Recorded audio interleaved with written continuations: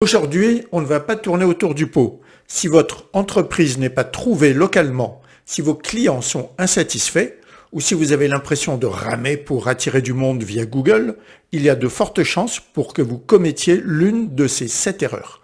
Des erreurs tellement courantes qu'elles sabotent la visibilité et la confiance de milliers d'entreprises.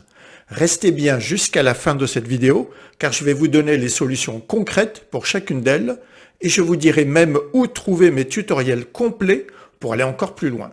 Je suis Jean-Marc Thora, votre expert produit Google My Business. Allez, on attaque tout de suite.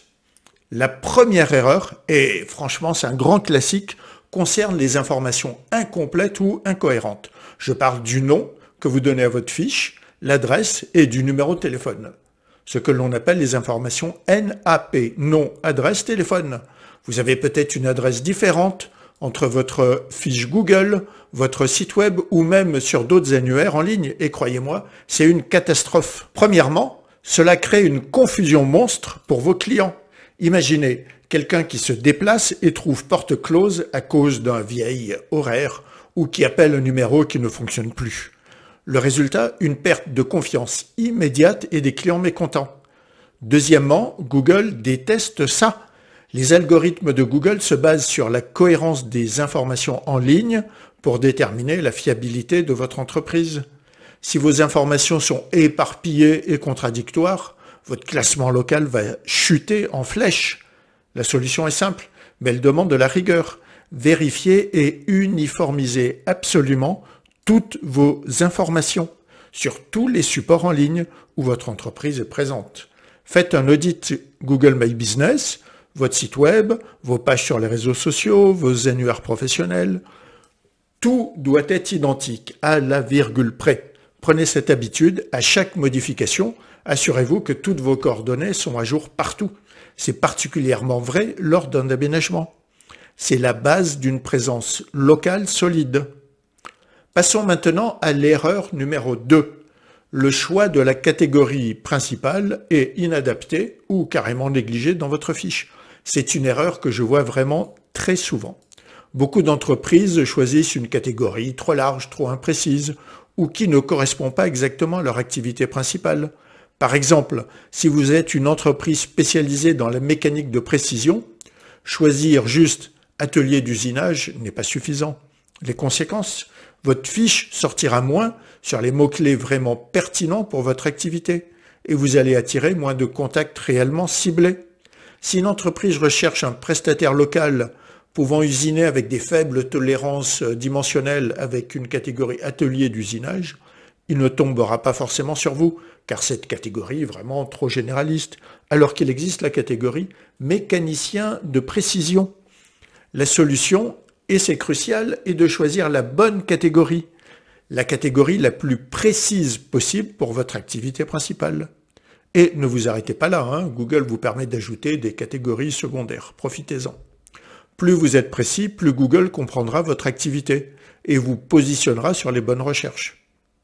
Pour aller beaucoup plus loin sur ce sujet, hyper important, j'ai une vidéo complète qui vous guide pas à pas pour choisir les bonnes catégories pour la visibilité locale sur Google My Business. Le lien est bien sûr dans la description. Troisième erreur, et celle-ci peut vous coûter cher, le bourrage de mots-clés dans le titre de votre fiche. Je vois encore trop d'établissements ajouter des mots-clés ou des descriptions dans leur titre de fiche Google My Business. Par exemple, au lieu de prendre boulangerie Durand, on va trouver boulangerie Durand, pains spéciaux, bio, pâtisserie gourmande, livraison à domicile. Imaginez. Le danger, c'est quoi ? C'est une pratique déjà totalement interdite par Google. La conséquence directe, c'est un risque très élevé de suspension de votre fiche. Et une suspension, c'est la perte totale de votre visibilité sur Google Maps et dans les résultats de recherche Google. C'est aussi une perte de crédibilité et une sanction directe de la part de Google et évidemment une perte systématique de chiffre d'affaires. Google veut que le titre de votre fiche soit votre dénomination sociale ou votre nom commercial, donc le nom de votre enseigne, celle connue par vos clients. La solution est simple. Respectez scrupuleusement cette règle et n'en sortez pas. C'est franchement la règle d'or. Si vous voulez inclure des mots-clés, utilisez plutôt la section description de votre fiche ou créez des posts régulièrement. C'est là que vous pouvez optimiser votre contenu sans enfreindre les règles de Google. Ensuite, l'erreur numéro 4 est fondamentale. Ne pas avoir la main sur sa propre fiche. Autrement dit, votre fiche n'est pas réclamée, et pourtant elle existe, et n'a pas été vérifiée. Parfois, Google crée automatiquement une fiche pour votre entreprise ou un client, et c'est surtout des local guides qui créent une fiche pour vous. Mais si vous n'en êtes pas le propriétaire vérifié, c'est un énorme problème. Et alors, pourquoi est-ce une erreur? Si vous n'êtes pas le propriétaire, vous ne pouvez pas gérer les données, répondre aux avis, ajouter des photos, corriger une erreur ou publier des nouveautés. Pire encore, vous risquez une fermeture inopinée de votre fiche si Google détecte une activité suspecte. Ou si un concurrent malveillant tente de la modifier. Alors là, je dirais, c'est le pompon. C'est comme avoir une boutique physique dont vous n'auriez pas les clés, quand même. La solution est, et c'est la priorité numéro 1, est de revendiquer la propriété de votre fiche Google My Business et de terminer, bien sûr, le processus de vérification. C'est la seule façon de sécuriser sa gestion et d'en avoir le contrôle total. J'ai réalisé un guide complet, pas à pas, pour vous accompagner dans ce processus. Retrouvez ma vidéo, le guide complet pour revendiquer votre établissement sur Google My Business pour ne plus jamais être totalement en dehors des commandes de votre propre présence en ligne. 5e erreur, souvent sous-estimée, des photos absentes ou de mauvaise qualité, ou pire encore, l'utilisation d'images génériques ou qui ne représentent pas du tout votre entreprise. Les conséquences sont directes, moins d'engagement de la part des internautes. Les gens sont visuels. S'ils ne voient pas à quoi ressemble votre lieu, votre équipe, vos produits, ils auront moins confiance et passeront à la concurrence. Cela entraîne une défiance des internautes et une visibilité moindre, car Google favorise les fiches complètes et attrayante. La solution est simple quand même. Ajoutez des photos authentiques et de qualité de vos locaux, de vos équipes en action, de vos produits ou services et bien sûr de l'ambiance de votre établissement. Pensez aussi à renouveler régulièrement votre galerie de photos pour montrer la vie de votre entreprise et les nouveautés. J'ai même fait plusieurs vidéos pour vous aider avec les photos. Si votre photo Google My Business est fausse sur mobile, j'ai la solution. Et la vidéo, à chaque fois je me trompe, et elle est là. Et bien sûr, comment ajouter et modifier un logo sur Google My Business, ou même encore une vidéo sur supprimer une photo indésirable sur votre fiche Google My Business. N'hésitez pas à les consulter. 6e erreur, et c'est un pilier de votre e-réputation, la négligence dans la gestion des avis clients. Ne pas répondre aux avis, ignorer les retours négatifs ou simplement délaisser cette section, c'est une faute grave. Pourquoi est-ce une erreur majeure? Vous perdez la confiance de vos clients potentiels. Les avis sont la preuve sociale numéro 1. Si vous ne répondez pas, cela donne l'impression que vous ne vous souciez pas de vos clients. Cela a des effets négatifs sur votre note moyenne et croyez-moi, ça impacte directement votre référencement local. Google valorise les entreprises qui interagissent avec leurs clients. Un avis négatif non géré peut faire fuir des dizaines de futurs clients. La solution? Encouragez activement vos clients satisfaits à laisser un avis. Et surtout, répondez systématiquement à tous les avis. Et oui, même les critiques négatives. Faites-le de façon professionnelle, personnalisée et constructive. Montrez que vous écoutez, que vous êtes prêt à améliorer et que chaque retour compte. Un avis négatif bien géré peut même devenir une preuve de votre professionnalisme. C'est un sujet tellement important que j'ai une vidéo spécifiquement dédiée à la gestion des avis négatifs. Avis négatifs, Google, la seule vidéo dont vous avez besoin.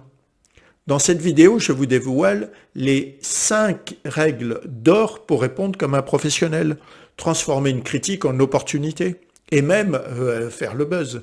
Ces 5 règles sont essentielles. Premièrement, la réactivité est reine. Ne laissez pas un avis négatif traîner, une réponse rapide montre votre réactivité. Deuxièmement, apportez un ton professionnel et surtout empathique. Jamais d'émotion, même si l'avis est injuste, car votre réputation est en jeu. Troisièmement, personnalisez chaque réponse. Évitez la réponse générique du type « Merci pour votre retour ». Quatrièmement, ne vous justifiez jamais. et ne vous disputez pas. Si vous commencez à faire des excuses publiques ou accuser le client, là, franchement, c'est mal parti. Et enfin, cinquièmement, déplacez la conversation en privé. Invitez le client à vous contacter par téléphone ou par email. Pour vous aider à booster vos avis, découvrez aussi mes vidéos Avis client Google, la vérité cachée derrière les étoiles.